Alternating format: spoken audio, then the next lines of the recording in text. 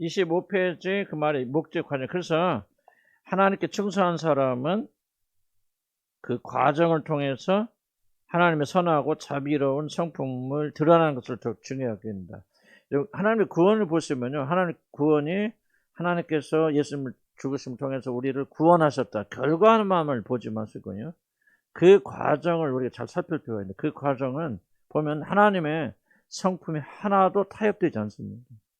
자, 보세요. 하나님께서 우리를 사랑하셨다. 그래서 용서하신다. 그래, 너희들 내가 사랑하니까 너희 죄 다 용서해서 깨끗해. 아무것도 아니야. 그럼 끝나버리잖아요. 그렇게 되어졌을 때 뭐가 타협되냐면 하나의 공의로움이 타협되잖아요. 죄를 지었는데 죄 있는 자를 죄 없다 하신 것은 어렵잖아요. 그렇기 때문에 우리 죄를 왜 하나님 아들에게 옮기셔서 하나님께 그 아들을 십자가에 심판하시잖아요. 왜 그렇게 하시냐? 이게 바로 하나님의 공의를 타협하지 않기 위해서거든요.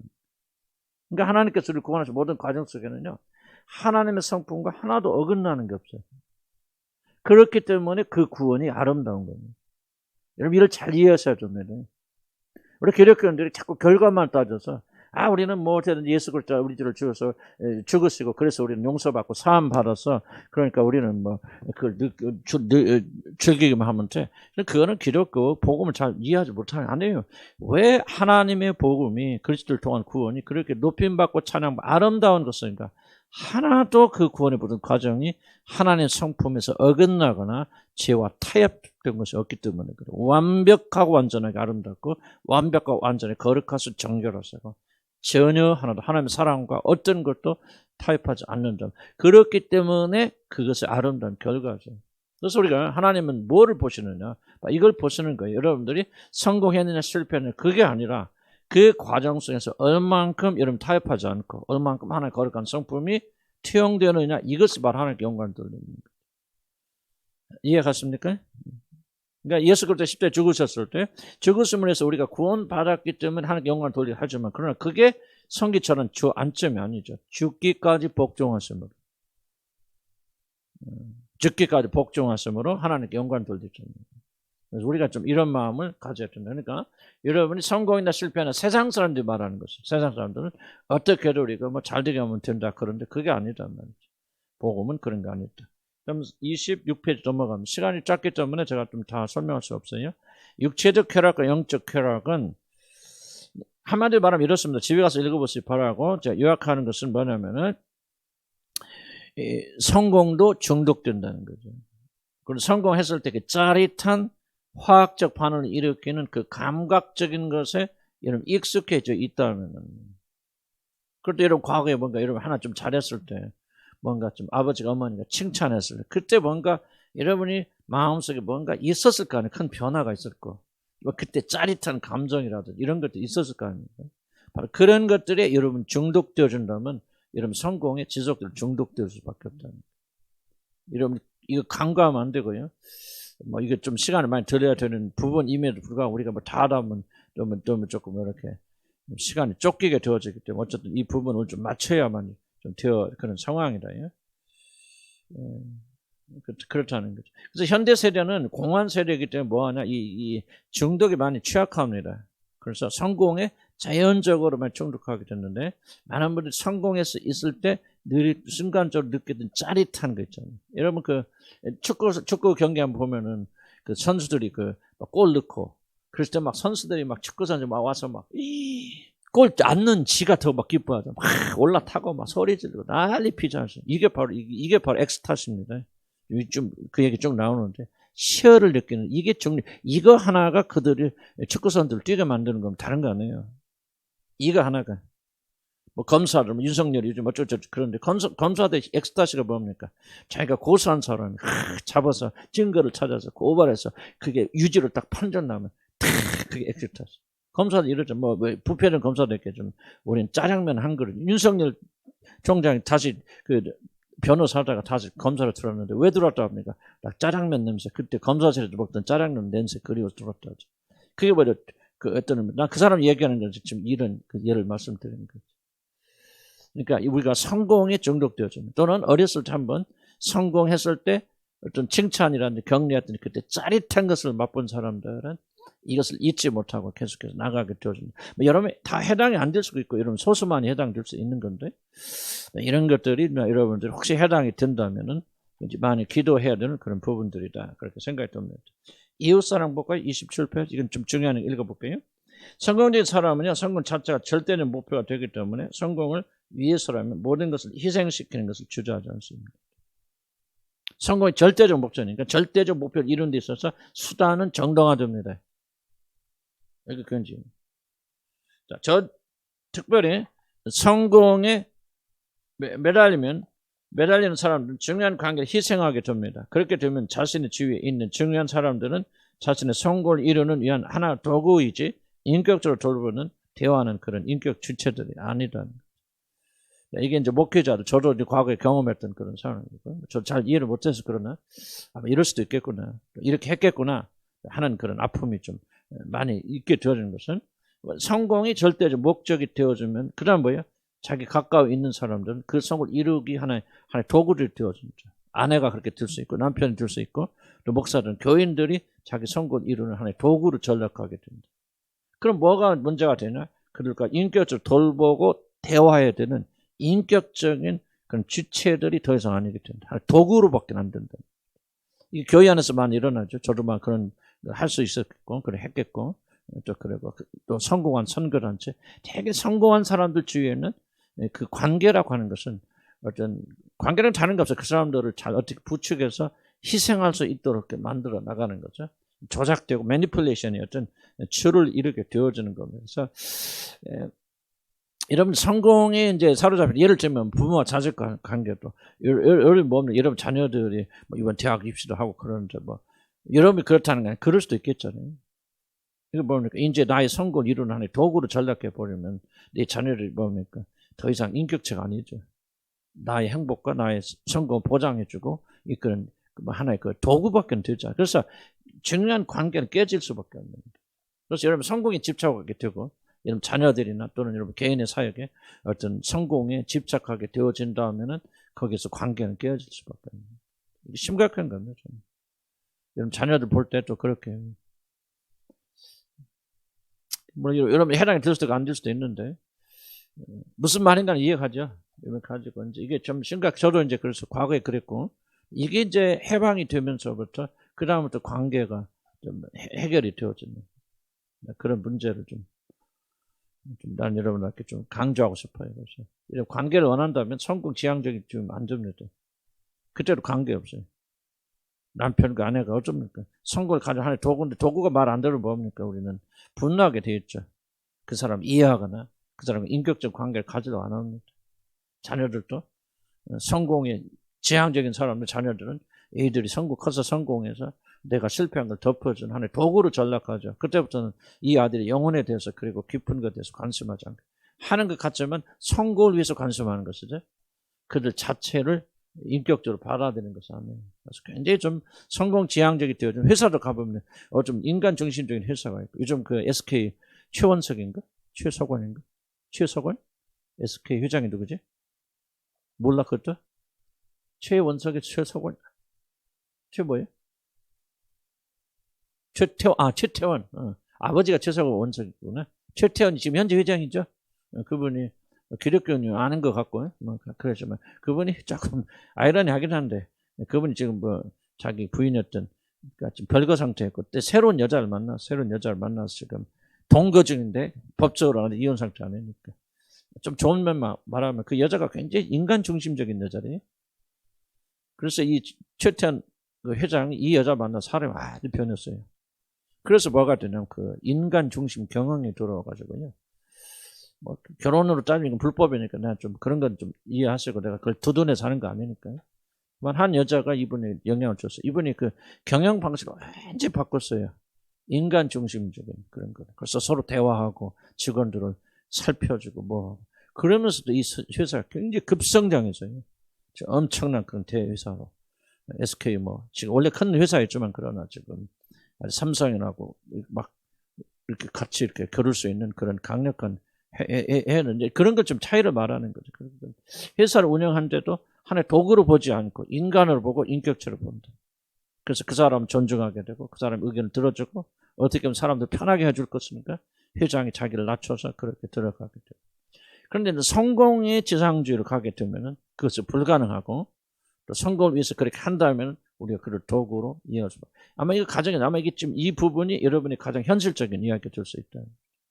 여러분 안전도 맞아. 남편도 여러분 남편 안에서 안전을 찾는다. 뭐요? 자기 남편이 자기 안전을 가져들 하는 도구로 전락되죠. 그때부터 인격적 관계, 진정한 관계는 사라지게 되죠. 그래서 사실 이게 걸리지 않는 영역이 없어요. 특별히 가정에서도 그렇고 모든 면에서 왜 이런 걸 배워드리냐면 우리 신앙의 모든 부분들이 사실 이런 것들이 지대하게 영향을 주고 있기 때문에 그렇죠. 그래서 우리가 하나님과 올바른 관계, 사람과 올바른 관계를 가지려면 일단은 성공지상주의적에서 우리가 퍼져나가야 된다. 그래서 사람들 만날 때 그래서 이거 나오죠. 그 다음 중요한 좀 읽어봅시다. 그래서 우리들이 성공을 추구하게 될 때 자신도 모르는 사이에 자신에게서 흔히 일어나는 일입니다. 성공한 교회나 선교단체 많은 목회자들이 이런 함정에 빠지고 싶습니다. 한마디로 우리들이 성공지향적인 그런 삶을 살게 되면 내 이웃을 내 몸처럼 사랑하는 명령을 지킬 수가 없게 됩니다. 성공을 위해서 사람들의 관계는 지능적이 되고 기계적이 됩니다. 한마디로 성공지향적인 삶을 살 때 우리 모든 것이 계산적이 됩니다. 그래서 이게 사랑이 아닙니다. 철저하게 구분할 줄 알아야 되고요. 우리들이 사람을 만날 때 이 사람이 나의 목표에 달성을 위하여 나에게 어떤 유익을 줄 것인가. 자녀 관계도 여러분들 그럴 수 있다는 겁니다. 우리 자녀들이 대학에 들어가냐 못 들어가냐가 그래서 나에게 어떤 이익을 줄 것인가 그렇지 않으면 손해를 줄 것인가라는 것이 계산된다면 그 사람 철저하게 무의식적이죠. 그래서 성령께서 깨닫게 해주시면 알 수 있는데 그렇게 된다면 철저하게 성공지향주의적인 삶을 사는 사람입니다. 일의 성공이 그 사람과의 관계보다 더 중요하다는 그 사람의 관계에 대한 철학을 보여줍니다. 물론 사람을 골라서 사귀거나 동역하는 지혜 쪽에서 아무나 그렇게 하라는 건 아니지만은 그러나 때때로 우리들은 일의 성공이 아니라 그 사람과의 관계를 통하여 일의 성취를 포기하여 하는 때를 만납니다. 그래서 우선은 일을 놓기 위해서 그렇게 해야 되는 그런 것들이 있게 되죠. 저도 이제 좀 우리 집사람과 관계에서도 좀 그런 부분이 다 자세히 말할 수 없지만 좀 이런 부분에서 좀 제가 많은 깨달음이 있었고 주님 변화를 주셨어요. 옛날 같으면 이게 정말 이게 일에 성공해야 되니까 막 새벽까지 매달리고 그런데 이제 나이 들어서 안 되겠지만은 하나님께서 주신 것은 아내의 관계가 정말 중요하다 하는 것을 깨닫게 해주셨고 그래서 좀 내 나름대로는 뭔가 좀 희생할 수 있게 해주신 그런 자유함 주신 것은 어디서도 이게 가능해지나 성공이 나는 우상 숭배에 대해 배우면서 굉장히 잘 돌파를 했거든요. 나는 성공에 강력한 우상이 있구나 하나님께 회개하고 이 성공에서도 벗어나고 발버둥 치면서 더 이상 아내가 그 순간부터 나의 성공을 위한 도구가 아니고 인격처럼 진작부터 했으면 좋겠는데 또 하나님 제가 또 부족해서 그래 늦게 나와도 깨닫게 해주셔서 완전한 거 아니지만 그래도 조금씩 관계에 대해서 많이 생각하고 또 그래도 옛날 육적인 버릇이 나오고 그럴 때마다 내가 또 성공지향적인 그런 생각을 가지고 있구나 또 저렇게 회개하게 되어지고 그 압력을 좀 덜어내고 또 충성하고 헌신하게 되어지고 또 때로는 저도 이런 유혹도 봤죠. 설교나 준비하고 그럴 때 사람을 만나들 그럴 때가 일어나기도 하고 또는 우리 부모를 찾아가야 될 그런 때도 있습니다. 이번 주 설교해야 되는데 해야 되는데 쫓기는데 그런 생각도 들지만 어느 때부터 하나님께 내 생각을 좀 바꿔주신 것은 내가 얼마나 좋은 설교를 하고 하느냐 하는 것보다 더 중요한 거 있다면은 내가 그렇게 못하더라도 내가 얼만큼 관계 정실해서 내가 마땅히 돌봐야 되는 부모 마땅히 돌봐야 되지 않습니까? 그렇죠? 우리는 찾아봐야 되죠. 부모를 공경해야 되는 그 계명이 얼마나 순종하냐. 이것이 하나님 나라에서도 중요할 수도 있다는 그런 자유에 대한 해방을 주셔서 조금 그렇게 희생이 되더라도 부모를 공경할 수 있는 아직도 저는 부족해. 그러나 그런 마음의 여유가 생긴 것은 어디서부터 생기게 되냐? 성공에 대한 압력으로부터 자유롭게 될 때부터 이런 해방의 역사가 일어나기 시작합니다. 그래서 난 여러분들도요, 이거 좀 많이 좀 다뤄야 돼요. 세 번째 부분은. 정말 성공에 대한 압력도 해방돼야 되고. 여러분 다 있습니다. 여러분 나름대로 성공에 대한 압력이 없는 사람 하나도 없어요. 이것이 여러 가지 관계에 대한 그런 영역에 영향을 주고 있다는 사실을 간과하지 않게 바랍니다. 난 그래서 바울이 밑에 내려온 바울의 사역을 보면서 정말 굉장히 많은 걸 깨닫게 됐는데 저도 지금 실천하지 못해요. 그러나 좀 바울의 그 사역이라는 게 굉장히 시사한 게 뭐냐면은 바울은 뭐냐면 이런 말이 있죠. 골로새 1장 28절에 그를 전파하여 각 사람을 권하고 모든 지혜로 각 사람을 가르치면 각 사람을 그리스도 안에서 완전한 데서 각 사람이라는 말이 3번 나옵니다. 이건 지금 바울의 뭐랄까 그 목회 철학 있죠. 한 사람 한 사람만 이 문제 3번 반복되거든요. 그럼 나는 뭐냐? 한 사람을 만나서 권면하고 그 사람을 세우는 거예요. 비록 설교도 하고 가르치고 그러지만 그것이 내 주가 아니다. 한 사람 한 사람이 개인적 관계를 통해서 각 사람 어떻게 개인적 관계 없이 세웁니까? 이건 불가능하죠.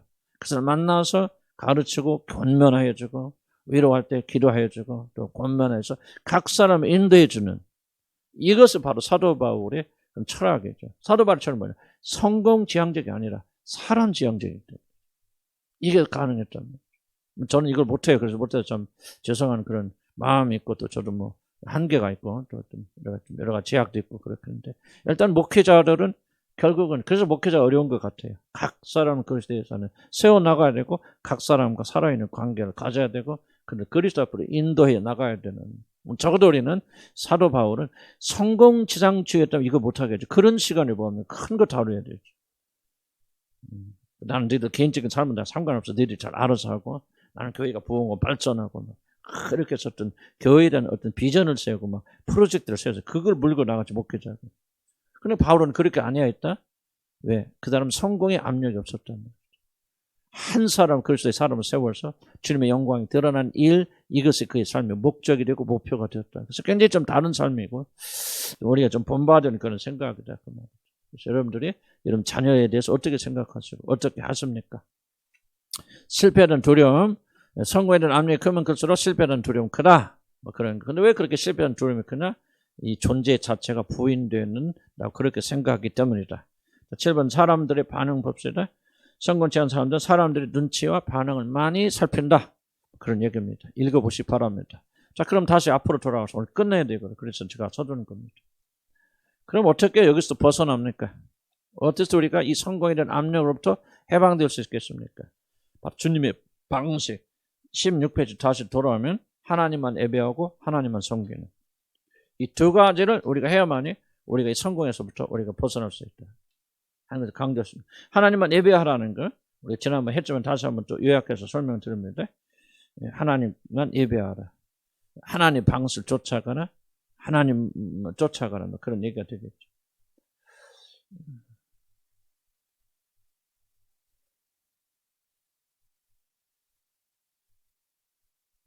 하나님만 예배하라는 것은 결국은 자기 예배, 자기가 성공해서 높임받고 인정받고 하는 자기 성공을 통해서 자기가 입증하려는 모든 것을 십자가에 못 박는 것이 하나님께 예배잖아요. 제가 이제 하고 나면 이거 이렇게 해야 되는데 하는 것 또 새롭게 생겨요. 방향 같은 게. 그래서 조금 매번 달라지는 이유가 바로 그런 거거든요. 하나님만 예배의 조건이 뭐냐면 자기 죽음, 자아의 죽음이 없고서는 예배하지 못합니다. 그러니까 하나님께 예배하라는 것은 결국은 자기 자아. 내가 성공을 통해 내 자신을 입증을 하는 열망을 십자가에 못 받고 오직 내가 어떤 일을 하든지 무슨 일을 통해서든지 하나님만 경배하니까 높여야 되겠다는 이런 마음을 가지고 살지 않으면 성공에서부터 해방되지 않는다. 우리는 타고난 예배자입니다. 타고난 예배자죠. 그래서 모든 인간들은 보면 다 예배합니다. 예수 안 믿어도 하나님 안 믿어도 뭔가 있으면 위대한 거 있으면 경외하죠. 예배합니다. 제사합니다. 그런데 이제 죄가 들어오면 뭐가 되냐면 예배자가 뭘로 바뀌니까 경배 받는 사람으로 바뀌어져 버려. 죄가 들어오면.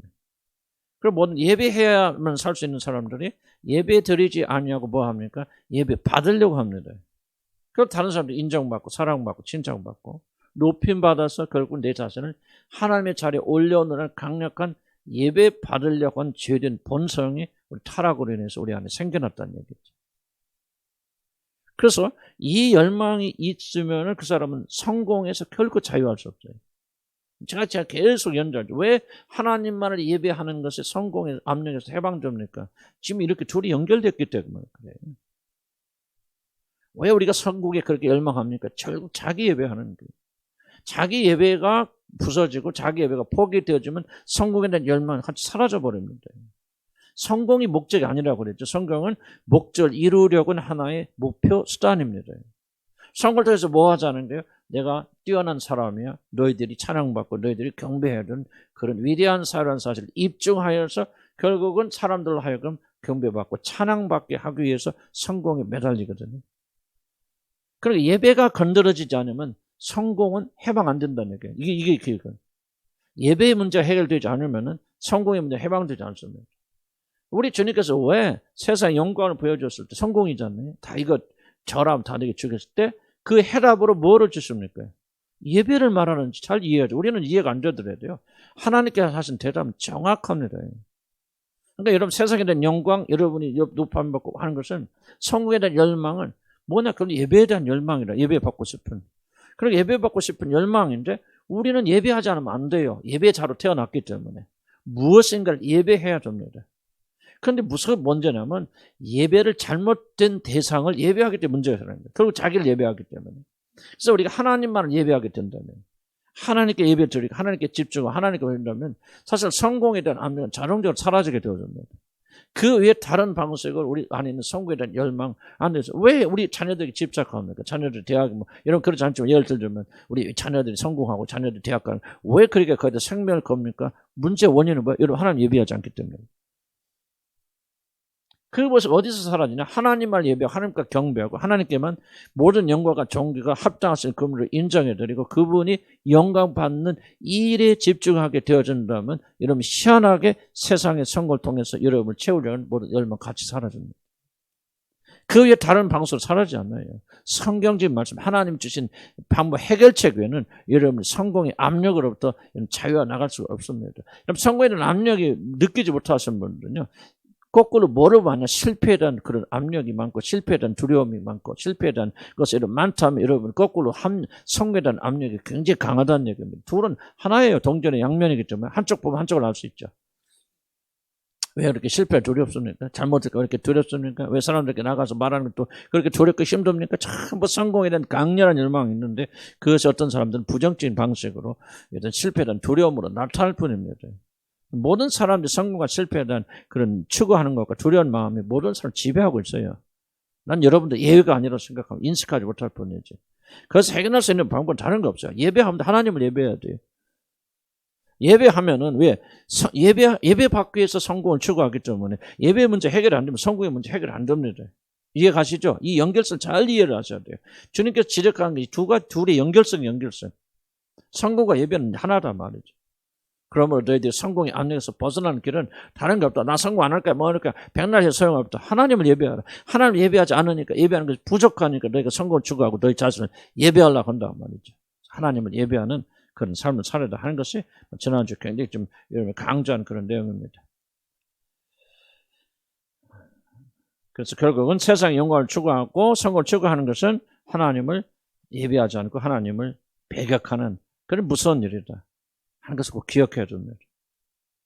그래서 지난주 강조했죠. 왜 시편 기자가 여호와여 영광 우리에게 돌리지 마옵소서. 오직 주는 인자하시고 진실하심으로 주의 이름에만 영광을 돌리지. 왜 그렇게 발버둥치고 그렇게 자기 영광이 들어온 것을 죽게 말하는 거예요. 왜 베드로가 사람들이 자기를 신으로 해서 경배하려고 때 자기 옷을 찢으면서 그렇게 그렇게 어떻게 보면 막 좀 히스테릭한 반응이죠. 왜 이렇게 히스테리가 있는 것처럼 막 그렇게 막 반응합니까? 영광 받으면 끝이란 걸 알기 때문에. 그런데 우리가 이걸 모른다. 성공하려는 것은 영광 받는 것이 여러분 죽는 길이. 그래서 성공한 사람들이 다 죽는 거예요. 지금 목회자들 보세요. 목회자들. 대개 목사들 왜 그렇게 다 처참하게 조영기 목사 왜 이렇게 처참하게 끝납니까, 여러분? 그걸 보셔야 돼. 왜 그래요? 영광 때문에. 지금 대개 목사들이 다 큰 게 목사에 가면 왜 그렇게 사람들이 변화해서 왜 그렇게 다 타락하고 그렇게 되어집니까? 뭐 음란마귀 뭔 말 크게 안 해요. 정말 핵심적인 것은 영광의 맛들을 보고 자기 자신 영광을 보려고 하기 때문에 영광을 추구하면 썩게 됐고 죽게 되어 있어요. 하나님 법궤 열어보면 죽게 되어 있고 하나님의 영광을 맛보고 자기가 취하기 때문에 죽게 되어 있어요. 그래서 시편 기자는 그걸 알기 때문에 주여 제발 나한테 영광 돌리지 마세요. 영광 돌리지 마옵소서. 영광은 당신께 속한 것인데 당신에 속한 그 영광을 내가 어찌 도둑질 하겠습니까? 법궤 열어보다 다 적잖아요. 그러니까 성공을 참 두려워할 줄 알아야 돼요. 성공한다는 거. 잘한다는 것 말하는 것이 아니고 성공하려고는 이것이 얼마나 두렵고 영적으로 무서운 일인가. 성공이 있겠죠. 그러나 성공을 견뎌내는 사람은 그렇게 많지 않습니다. 그래서 하나님께 성공을 주시기도 하지만 때로는 시련도 주시면서 깎았으면서 옥하는 목사님이나 그런 분들 지속적으로 병으로 마지막 때도 그렇게 어려움을 겪게 하시고 하영재 목사님들 일생 동안 그 병에서 떠나지 않고 그러니까 뭐예요. 나는 적어도 그분들은 속은 다 모르겠어. 그러나 그분들은 영광에 취했던 분들은 아닌 것 같아. 나는 내 생각에. 그래서 분들이 잘나서 그런 거 아니야. 잘나서 그런 거 아니야. 그래 고난 주셨기 때문에 그렇지 않아요. 베드로가 됐건 뭐들은 사도 바울 보세요. 왜 그렇게 끝까지 고난과 시련에서 끝나지 않습니까? 왜 하나님께 그걸 낮추시고 사람들 앞에 쓰러뜨리시고 정말 그들의 수치와 연약함 다 드러냈습니까? 영광이 그들에게 돌아가지 않게 하기 위해서. 왜? 영광 돌아가면 끝나니까. 하나님의 영광을 보고 살자 없어요. 다 죽어요. 모세도 하나님 가로막고 바위 틈에 숨기시고 그리고 손으로 가르시고 그 영광의 뒷모습만 봐도 영광이 머물러가지고 그 죽을 때까지 얼굴 쓰고 다니잖아요. 여러분들 정말 이거를요 심각하게 생각해야 됩니다. 지금 윤리 도덕 강의하는 게 아니에요. 영적인 말씀드리는 거군요. 하나님의 영광을 추구하는 자들, 그 영광에 오르려고 하는 자들, 우리 다 본성이 있지만 그 본성이 영광을 추구하도록 허락하면 저와 여러분 다 죽어요. 그래서 성공을 두려워하는 자되고 우리가 당하는 어려움과 고난과 시련을 오히려 감사하는 사람이 되어지고 육은 실치고 쓰리지만은 그러나 영적을 생각하면서 하나님께 감사하는 사람 정말 감사해요. 나는 이거 깨달으면서요. 나는 정말 여러분 주님 하는 교회에 여러분 목사가 됐다는 게 감사하고 자랑하고 많이 있죠. 그러나 다른 사람 내놓고 내가 자랑하고 영광 취할 것이 아무것도 없잖아요. 얼마나 감사한지 몰라요. 그리고 내가 다른 데 강의도 하고 그럴 때도 있는데 그럴 때 참 마음에 좀 항상 좀 양심이 캥기는 것은 뭐냐면 자기 교회도 부흥시키지 못한 사람이 어떻게 나와서 참 그런 마음이 좀 부끄러워요. 그래서 나도 참 교회가 좀 성장했으면 좋겠다. 그런 마음도 있지만은 한편으로 정말 이렇게 내가 성장하지 못했던 어떻게 보면 실패한 목회자거든요. 나는 실패했던 단어 하나님 편에서 그렇다가 아니지만 세상 편은 난 실패한 사람인데 그래도 하나님께 참으로 감사하는 것은 바로 이 실패 때문에 내가 영광을 취하는 사람이 되지 않았다. 누가 가도 나 성공했다 칭찬하는 사람 없고 격려하는 사람 없고 어떻게 하면 이효정 목사를 본받을까 그런 사람 하나도 없단 말이죠. 그것이 나에게는 얼마나 다행스러운 일인지 정말 저는 그렇게 깊이 깨닫게 생각하게 되어줍니다. 그래서 실패자라기보다도 성공하지 못한 사람, 평범한 사람, 아무것도 아닌 사람으로 사는 영적인 축복이 있어요. 그래서 성경에 가난한 자는 복이 있나니 아무것도 아닌 자는 복이 있나니 세상에서 아루지지 못하는 자는 복이 있나니 왜 제가 하나님을 볼 것이라 그러지 않습니까? 자, 2번 다만 그를 섬기는 20분을 할 수 있을지 모르겠네. 그래도 봅시다. 우리 주님 하나님을 예배할 뿐만 아니라 오직 그분만을 섬기라고 말씀합니다. 사실 섬김과 예배는 같은 것입니다. 예배와 섬김 분리되지 않고요. 섬김 없는 예배는 없고 우리는 섬기는 자들 예배합니다. 그러므로 섬김 받는 것은 바로 예배 받고 경배 받는 것입니다. 사실 우리 모두는 다른 사람들로부터 섬김 받는 일에 혈안이 되어 있습니다. 부인하면 안 됩니다. 우리 모두는요 다른 사람이 섬김 받고 나도 여러분 섬김 받고 교회 오면 그냥 그래도 목사님 부족하지만 그래도 임금님처럼 표현이 그렇다. 우리 교회인데 나를 그렇게 대접해야잖아요. 그죠? 그러죠? 그러니까 기분 좋았던 때는 야 그때 순간적으로 기분 좋아요. 그때 내가 순간적으로 생각하면 이게 타락이다. 이런 생각해요. 뭐가 그렇게 좋을까? 참 이게 그냥 인간 안에는 누구든지 섬김 받고 싶은 열망이 있어요. 왜 그렇게 열망했습니까? 그럼 섬김 뒤에 뭐가 있죠? 섬긴다는 것은 예배하는 거기 때문에. 그러니까 사람들로부터 예배받고 싶은 누군가 나를 섬겨주는 것. 그 기분 좋은 것은 바로 그런 역학관계가 있다는 것을 좀 우리가 기억할 필요가 있다는 거죠. 그 이유는 섬기는 자보다 섬김을 받는 자들이 더 크다고 굳게 믿기 때문에. 그죠? 왜 섬김 받는 게 기분 좋죠? 섬김 받는 것은 내가 크다. 그래도 우리 교회에서 주님 안 교회에서 내가 왕이네. 우선 얘기를 내가 좀 하는 거예요. 그런 생각을 한다는 게 아니고 그런 생각이 기분 좋게 만들 수 있잖아요. 나를 높여준다. 내가 높다는 거죠. 그렇기 때문에 우리는 섬기는 자보다 섬김을 받는 자들이 더 크다고 위대하고 믿기 때문에 기분 좋아합니다. 다른 자들이 자신을 섬기는 섬김을 받음으로 자신의 경배받고 예배받고자 하는 열망이 우리 모두에게는 깊이 자리 잡혀 있습니다. 하나님 들려는 열망이 똑같은 열망입니다. 그러나 성경은 섬김을 받는 자들을 가리켜서 마태복음 10장 42절, 마태복음 18절은 소자라고 표현합니다. 난 굉장히 그냥 지나갔어요. 그러나 이걸 준비하면서 이 말씀을 읽을 때 상당히 새로운 생각을 가지게 돼서 왜 예수님께 이들을 소자라고 부르는 소자예요. 한번 불러볼까요? 무슨 말입니까? 마태복음 10장 42절. 마태복음 10장 42절에 뭐라고 말했습니까?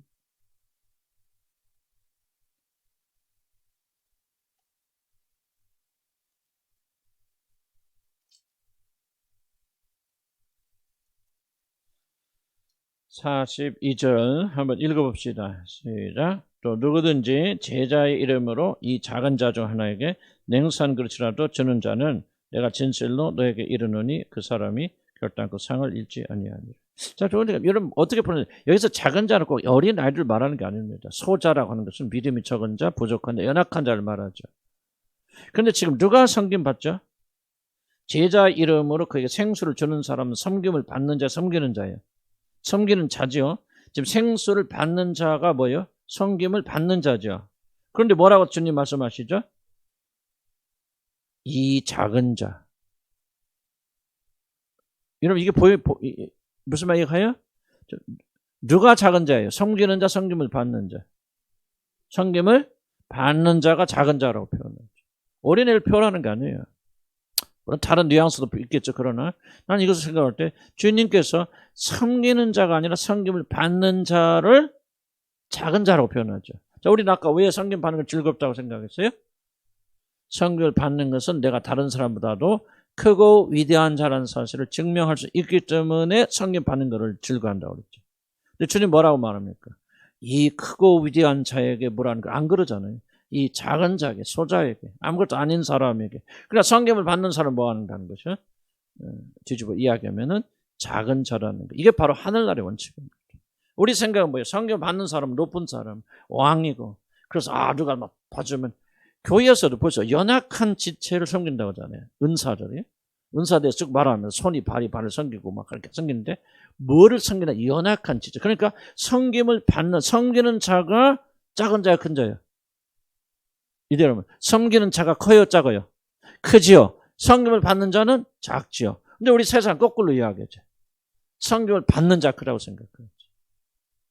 이게 굉장히 좀 하늘나라의 질서와 땅의 질서가 다르다는 얘기예요. 그러니까 여러분들이 지금 내가 섬김을 받으려고 하는 것은 세상에 속아서 섬김을 받는 것은 내가 곧 크다는 거야, 위대하는 거야. 하늘나라에서는 아니야. 그런 네가 연약하고 부족하고 작은 소자이기 때문에 다른 사람이 너를 섬겨주는 거야.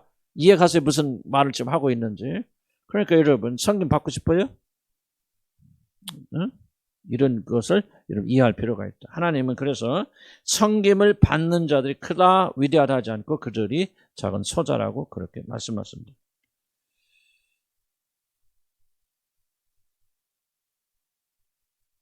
다른 자들이 자신을 섬기는 섬김 받음으로 자신의 경배받고 예배받고자 하는 열망이 우리 안에 자리 잡고, 그러나 섬김 받는 자들이 소자롭게 말합니다. 섬김 받는 자들이 아니라 섬기는 자들이 큰 자들이죠. 이것이 매우 중요한 우리 영적 통찰력입니다. 우리들이 다른 자들로부터 섬김을 받고 높임을 받고 사랑을 받는 것은 인간의 본능적인 일이지만은 섬김을 받는 것이 아니라 서로 섬기며 살도록 우리들을 창조하셨다. 주목, 이거 굉장히 중요한 말입니다. 섬김을 받는 것이 창조의 원리가 아니고 섬기는 것이 창조의 원리입니다.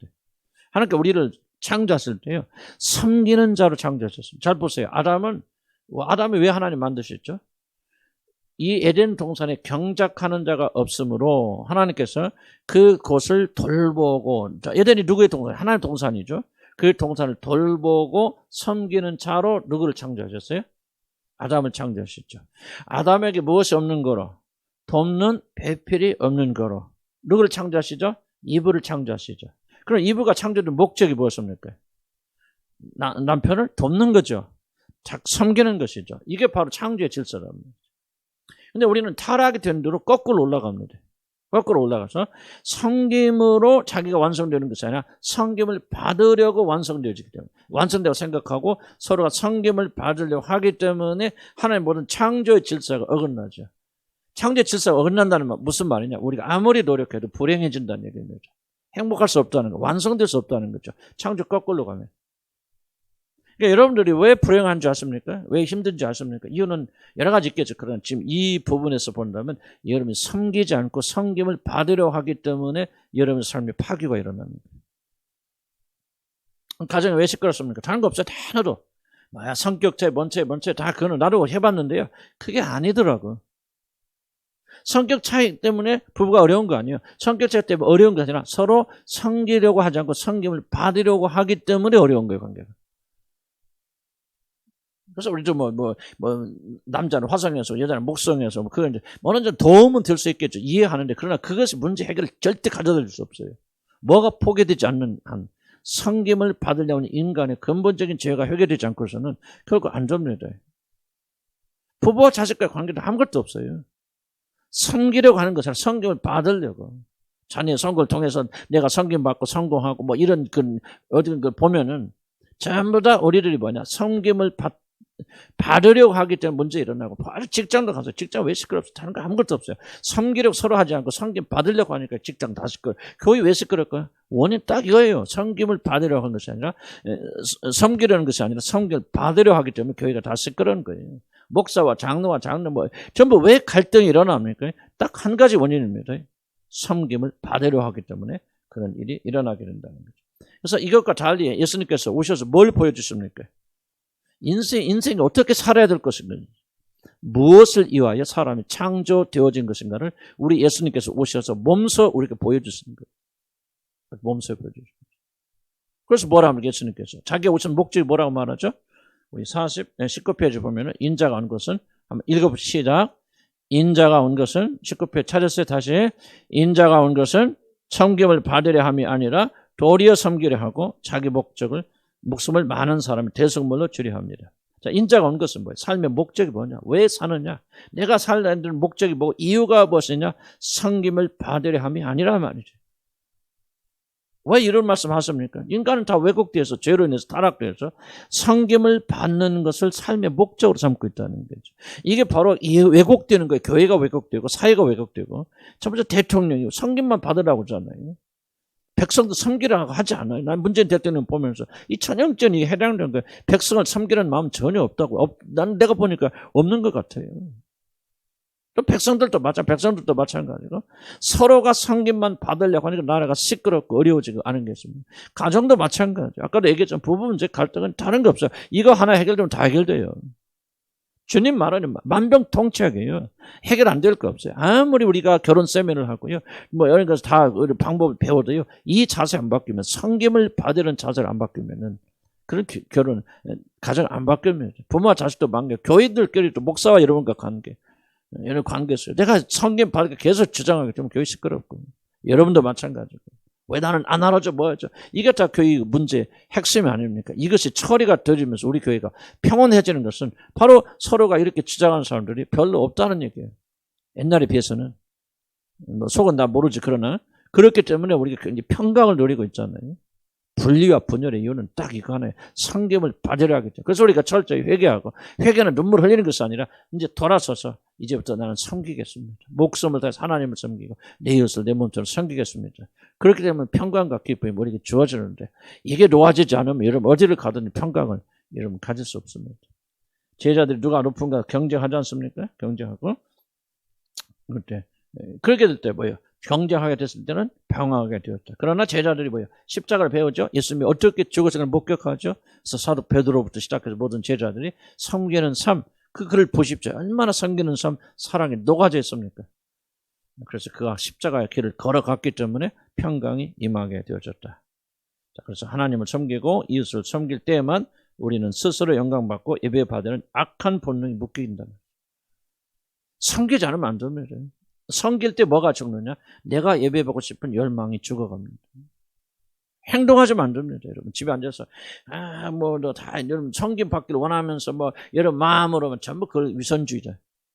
겉과 속이 다른 위선주의자들, 위선자들. 실제로 뭐야 돼? 섬겨야 돼. 물 한 그릇 대접하고 뭐하고. 목사가 여러분 섬겨야되는데, 난 참 이게 참 잘 못 섬겨요. 그래서 내가 여러분 발 씻겨드리고 그래야 되는데 이게 잘 안 되고, 여러분도 그래야 되고. 누가 여러분 물그릇, 여러분 어디 갔을 때도 마찬가지. 누가 여러분의 물 갖다 주기를 바라지만 여러분 먼저 이뤘어요. 목사부터. 외국 교회 가니까 참 잘 됐더라. 나는 근데 한국 사람이 잘 안 돼요. 외국 가면 식사하면요, 다 마지막에 일어서서 다 그 청소하는 게 누구 목사님도 청소해요. 다 뭐 이거 앞치마 딱 두르고 좀 저한테 좀 충격적이었어요. 우리하고 이제 문화가 다르니까 뭐 그대로 실천하기 쉽지 않지만요. 그런 성김에 몸이 배있더라. 제 목사님들 얼마나 잘 한 사람 한 사람 잘 섬기는지. 그래서 나는 그들이 정말 올바른 목회, 숫자는 적고 정말 우리는 별 볼 일 없는 그런 교회들을 갔지만 이런 차원에서 보면 우리가 굉장히 차원이 다른 그런 외국인들 살고 있는 외국 그리스도인들. 정말 우리가 이 몸에 배어 있어야 된다. 성김이. 그럴 때만이 뭐가 멈추게 되냐? 자기 예배가 멈추게 되어집니다. 성김의 삶에 게으른 사람들, 자기 예배가 강력한 사람들입니다. 그거 부술려면요, 백날 기도해 소용없어요. 기도해서 능력 받아서 뭐 하자는 겁니까? 능력 받아서 자기가 섬기는 자가 돼야 된다. 우리 교회는 서로가 서로 섬기는 자. 우리 교회도 보면 조금 이 구역장들도 그렇고, 뭐 가만히 보면 그냥 이 섬김만 받으려고 그래요. 가만히 근데 지켜보면 한심한 사람들 많이 있어요. 물 떠다 주길 바라고 발 씻어 주길 기다리고 있고. 그분들은요, 그분들이 말은 표현하지만 내가 볼 때 왜 그분들 볼 때 정말 힘드냐면 그분 속에 자기 예배에 대한 열망이 강렬히 있는 사람들이에요. 회개해야 돼요. 나이 들었다고? 안 되지. 목사가 뭡니까? 사모가 무엇이고 구역장이 무엇입니까? 내가 이게 정말 이게 좀 내가 다 말하고 싶은 거 있어도 말 못해요. 내가 정말 우리 교회가 여기서도 부서지지 않으면은 안 된다 그 말. 섬기는 자가 돼야 되는데 목사부터 깨지고 목사부터 부서져야 되겠죠.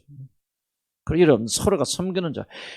왜 이걸 강조하냐? 섬김이 올바로 되지 않으면 그건 결국 자기 예배하고 있단 말이지. 영적인 엄청난 파장을 가지고 있는 문제다 그 말이죠.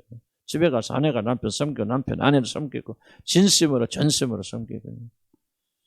부모와 자식이 부모가 교인과 교인과 목사와 교인 사이에 반드시 이런 일이 일어나야 된다. 이것이 안 되면 우리는 결국 자기 예배의 열망이 빠지게 되어지고 엄청난 문제, 영적 문제를 하나님과 우리 사이에 가지게 되어진다. 실천하자. 대접받으려 하지 말자. 섬기자. 물질로 섬기든 뭘 섬기든 하여간 손으로 섬기든 뭘로 섬기든 섬기자. 그런 얘기예요. 그래야 자기 예배가 멈춘다는 거죠. 왜? 섬기려면 뭐 해야 돼? 자기 관심 어디로 가야 돼? 섬김 받는 사람 향해 있어야죠. 그러니까 자기 예배할 시간이 없는 거예요. 자기 생각할 시간이 없는 거예요. 이 사람 어떻게 사나? 어떻게 내가 도와줘야 되지? 어떻게 섬겨야 되지? 항상 초점이 다른 사람이 있는데 언제 자기가 집중됩니까? 예배는요, 자기 집중에서부터 시작되잖아요.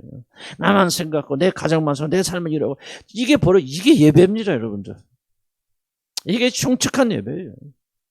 24시간 여러분 삶만 생각하고 있다면, 여러분 안전 생각하고 여러분의 행복만 생각하고 있다면 지금 여러분 강력하게 여러분 자신 예배하고 있는 거예요. 그 예배를 깨려면 뭐였냐? 다른 사람 생각하라 그 말이죠. 남편 생각하라. 어떻게 하면 남편을 도울 수 있을까? 어떻게 하면 남편을 섬길 수 있을까? 어떻게 하면 아내를 사랑할 수 있을까? 어떻게 할 수 있을까? 생각하라 그 말이죠. 어떻게 우리 교회 참 이번에 어려운 사람이 있는데 이번 추석 어떻게 지낼까? 좀 생각하라 그 말이죠. 우리는 뭐 추석이다 다 먹고 마시고 잘하는데 이 가정은 어떻게 살고 있을까? 어떻게 외롭지 않을까? 혼자 집에 있을까? 좀 같이 추석이라고 보낼 수 있을까? 좀 생각하라 그 말이죠. 생각 안 하는 거 뭐예요? 자기 생각하는 거. 자기 생각하는 거 뭐예요? 자기 예배하고 있는 거예요. 그러다 그 사람 어느 영적인 기회가 주어지면 팍 일어나서 자기를 예배하지 않는다. 불같은 분노를 내고 그렇게 되어진다. 여러분 이게 심각하게 생각하시 바랍니다. 성김을 이야기하고 있는 것이 아니라 이 성김을 통해서 우리가 누구를 예배하고 있는가, 지금 궁극적 문제에 대한 도전과 질문을 던지고 있는가. 내 아픈 거 너무 생각하지 말고 상대방 아프면 어떨까? 어떻게 도와줄 수 있을까? 좀 그런 생각으로. 나도 그렇게 많이 하지 않아요. 그래서 참 부끄러워요. 그러나 우리가 이 섬기면서부터 우리가 정말 해방되어 나가야만이 자기 예배에서부터 우리가 해방될 수 있다. 이거 하지 않고 우리가 여기 앉아서 뭐 합니까? 예배 드리고 기도하고 무슨 유익함이 있고 하나님께서 어찌 우리들의 가정스러운 기도를 받아줄 수 있겠습니까? 그래서 우리가 실천해야 돼요. 초점과 관점을 바뀌어 나가고 다른 사람 살피는 그런 사람이 되어야 된다. 자, 19페이지 마지막 봅시다. 자신이 영광 받으려는 생각을 죽이는 가장 좋은 방법은 하나님과 다른 사람 몸으로 섬기는 것입니다. 없어요? 그들의 행복과 빛을 쫓으려면 그 끈질긴 욕심을 죽이는 데만 되는 하나님과 다른 사람을 전심으로 섬기는 것과 좋은 방법이 없다는 거죠. 우리들이 다른 사람을 깊이 생각하고 그들의 행복과 안전을 위하여 섬길 때 우리 육신은 더 이상 자신의 안전과 행복과 그리고 자신이 예배받는데 헌신하지 않게 됩니다. 그런 거 우리 자아가 죽었다는 걸 좀 강조하고요. 20페이지 마지막 부분을 보면은 우리는 하나님을 섬기되 다만 그를 섬겨야 되고 우리의 모든 섬김은 결국 우리 주 예수 그리스도를 섬기고 그를 통하여 하나님께 영광을 돌리는 것이 되어야 됩니다. 자, 기도합시다. 나는 성령께서 우리에게 뭐를 가르쳐 주시냐면은